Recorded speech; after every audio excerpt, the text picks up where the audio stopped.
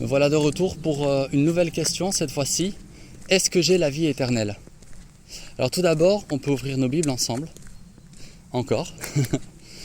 Et ce que j'aimerais pouvoir développer avec vous, c'est déjà la vie éternelle, c'est qu'ils te connaissent. Ce passage biblique, où je vais encore une fois mettre les références juste en dessous. La vie éternelle, c'est qu'ils te connaissent. Donc dans la vidéo précédente, on avait vu que Christ, qui est venu manifester Dieu, c'est-à-dire celui qui est tout puissant, quand il vient en nous, nous pouvons faire des guérisons, des délivrances, ressusciter des morts. Alors de la même manière, il a ce pouvoir de ressusciter les morts. Pourquoi? Parce que la vie éternelle, c'est qu'ils le connaissent. Pourquoi? Parce qu'il est lui-même, il le dit, je suis le chemin, la vérité et la vie. Et il dit même qu'il est également la résurrection.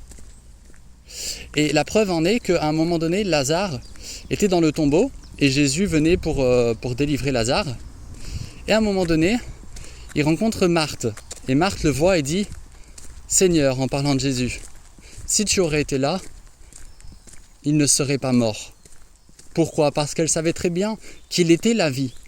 Donc là où il y a la vie, il ne peut pas y avoir la mort. Là où on pose une lumière, il ne peut pas y avoir de ténèbres. Parce que la lumière est claire. De la même manière, si Christ vit en nous, il ne peut pas y avoir la mort. Et c'est ce qu'il dit, celui qui croit en moi a la vie éternelle. Pourquoi? Parce que de la même manière que si Jésus vit en nous, on peut guérir des malades, délivrer des lépreux, ressusciter des morts. Pourquoi? C'est parce que cette vie-là, on l'a en nous-mêmes. On ne peut pas donner ce que nous n'avons pas. Si jamais nous avons ce pouvoir, c'est parce qu'il vit en nous. Comme on l'avait vu tout à l'heure, c'est Christ, c'est lui qui délivre, c'est lui qui guérit, c'est lui qui ressuscite les morts, c'est lui qui est la vie et c'est lui qui est la résurrection. Donc on a encore une fois cette preuve où il dit « Celui qui croit en moi a la vie éternelle ». Donc il affirme, c'est-à-dire que le fait de croire en Jésus, c'est le fait non pas juste de l'adorer. L'adorer a une puissance. Croire en lui a une puissance qui fait que quand on y croit, il vit en nous, c'est un fait.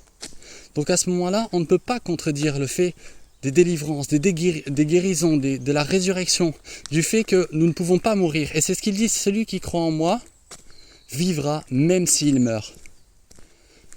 Lui, il est vivant. Et celui qui croit en lui, qui le saisit par la foi, est vivant. Lui est le créateur de l'univers. Et celui qui le saisit par la foi a ce pouvoir. Non pas que lui est capable d'accomplir, mais Christ en lui fait ce qui est impossible pour l'homme. Et c'est ce que je veux partager avec vous, c'est ce que je veux vous affirmer, c'est ce que je veux vous dire aujourd'hui. N'endurcissez pas vos cœurs. Parce que pour lui, rien n'est impossible. Demandez-lui et il vous répondra. Si vous lui donnez votre vie, elle lui appartient déjà parce qu'il est le créateur de l'univers. Mais si vous lui dites « Seigneur, je ne sais pas si je suis sur un bon chemin », peut-être que vous croyez l'être, mais dire « Et si jamais je ne suis pas sur un bon chemin, ramène-moi sur le bon ». Parce que pour lui, rien n'est impossible.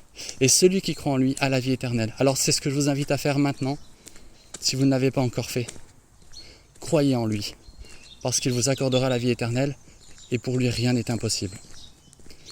J'ai plaisir à parcourir ces questions avec vous, parce que ces paroles sont les paroles de la vie éternelle.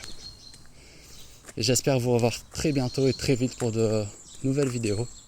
Et pour surtout de nouvelles questions, de nouvelles thématiques assez courtes. Toujours en essayant de faire moins de 5 minutes.